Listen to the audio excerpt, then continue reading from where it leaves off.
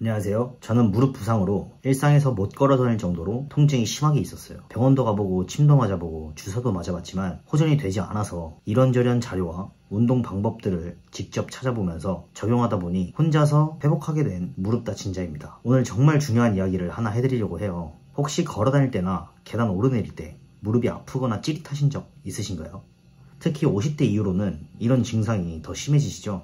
이건 단순히 불편한 게 아니라 우리 몸이 보내는 경고 신호예요. 특히 나이가 들수록 근육이 약해지기 때문에 무릎 통증에 더욱 민감하게 반응하시거든요. 제 할머니의 친구분께서는 무릎이 아파서 국내도 잘 돌아다니지 못하셨어요. 아프다고 걷지 못하시니 무릎 주변 근육은 점점 없어지고 무릎 통증이 더 심해지는 악순환이 반복됐죠. 하지만 제가 오늘 알려드릴 방법을 쓰시면 이런 걱정 전혀 없어요.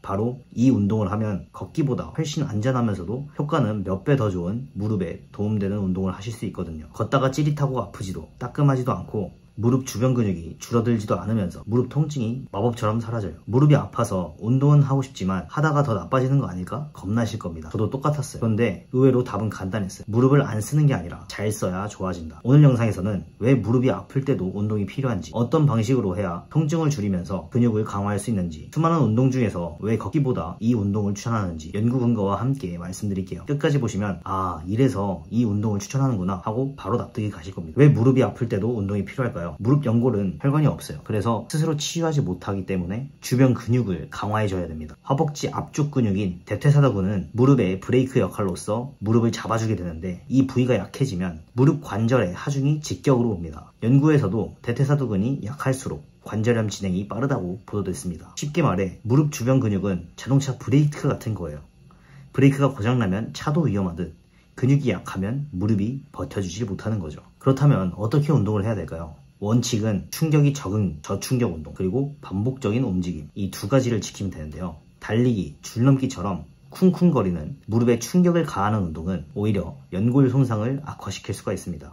여기서 이 표를 보시면 운동에 따른 무릎에 실리는 체중의 부하를 나타낸 표입니다. 야외에서 운동을 하게 되면 내가 생각하지 못했던 오르막이나 지면이 울퉁불퉁한 경우가 발생할 수 있는데요. 따라서 가장 안전하면서도 무릎 부하가 가장 적은 실내 자전거 운동을 추천합니다. 한국은 자식 생활을 하다 보니까 쪼그려 앉거나 앞바다리를 하는 경우가 많으실 텐데요. 정말 무서운 건 대부분 쪼그려 앉거나 앞바다리의 위험성을 모르고 계신다는 거예요. 왜 저는 새해에 인사드리러 갈 때 앞바다리를 오래 하고 있으면 다리도 저리고 아파서 잘 못 있겠더라고. 다들 그런 경험 한 번씩 있으시죠? 근데 그게 마냥 불편한 것이 아니라 무릎에도 악영향을 끼친다고 해요. 무릎은 굽히면 굽힐수록, 무게가 더해지면 더해질수록 압박력이 크게 증가합니다. 특히 무릎 전방에 있는 연골이나 슬개건에 큰 스트레스를 주게 돼요. 표를 보면 아시다시피 스쿼트보다 더 위험한 게 바로 쪼그려 앉기예요. 무릎을 깊게 굽히면 압박력이 최대 7배에서 8배까지 올라가거든요. 또 우리가 흔히 아는 앞바다리 자세도 무릎을 비틀린 상태에서 꾹 누르는 거라 장시간 하면 무릎에 큰 부담을 줄 수 있습니다. 그래서 쪼그려 앉기, 양반다리, 무릎 꿇기 등의 행동들은 피해주시고 오늘 말씀드린 운동을 하면서 무릎 관리 잘 해주시면 점차 통증이 없어지실 거예요. 여기 표에 보면 다른 운동들도 많은데 왜 실내 자전거일까? 1번으로 충격이 현저하게 적습니다. 자전거는 앉은 자세라서 체중이 무릎에 실리지 않아요. 특히 입식 자전거보다 좌식 자전거가 체중에 무릎 부담이 덜 합니다. 연구에 따르면 사이클링 시 무릎 관절 부하가 걷기보다 낫다고 합니다. 2번, 통증 완화 효과 입증. 724명을 대상으로 한 메타 분석에서 실내 자전거 운동은 통증 감소와 스포츠 기능 개선 효과가 있다고 보고되었습니다. 3번, 강도가 낮아도 효과가 있다. 고강도와 저강도 자전거 운동을 한 임상시험에서 두 그룹 모두 통증 감소와 보행 기능 개선 효과가 같았습니다. 즉 무리하지 않아도 된다는 거죠. 4번, 관절 건강 유지와 장기적인 효과. 장기간 자전거를 질린 사람은 무릎 통증과 관절염 발병률이 낮았다는 보고도 있습니다. 자전거를 왜 타야 되는지 알았으니까 이제 어떻게 타야 제대로 탈 수 있는지 말씀드리겠습니다. 자전거는 잘못 타다간 무릎이 아플 수가 있는데요. 그래서 자세에 대해서는 조금 이따가 설명드리고 시간은 하루에 20분에서 30분 정도 타주면 좋습니다. 처음엔 이 정도도 힘들다 라고 하시면 5분에서 10분 정도로 시작해도 충분해요. 강도는 대화는 가능하지만 숨이 조금 차는 정도, 그 정도가 딱 좋습니다. 자세로는 현 상태에서 약간만 굽히면 됩니다.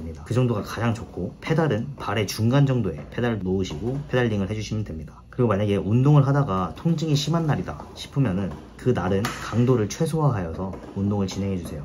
운동을 하다가 계속 아프면은 그날은 운동을 멈추고 스트레칭이나 맨몸 운동 위주로 해주시면 됩니다. 열감이 있거나 무릎이 붓는다면 냉찜질을 해주시고요. 다음번엔 강도를 1부터 시작을 해보시는 걸 추천드립니다. 강도가 약해도 효과는 있으니까요. 정리하자면 무릎이 아프다고 안 움직이면 더 망가집니다. 무릎 주변 근육을 강화해서 무릎을 튼튼하게 해줘야 됩니다. 그 중에서도 실내 자전거는 충격이 없고 효과는 검증된 운동이에요.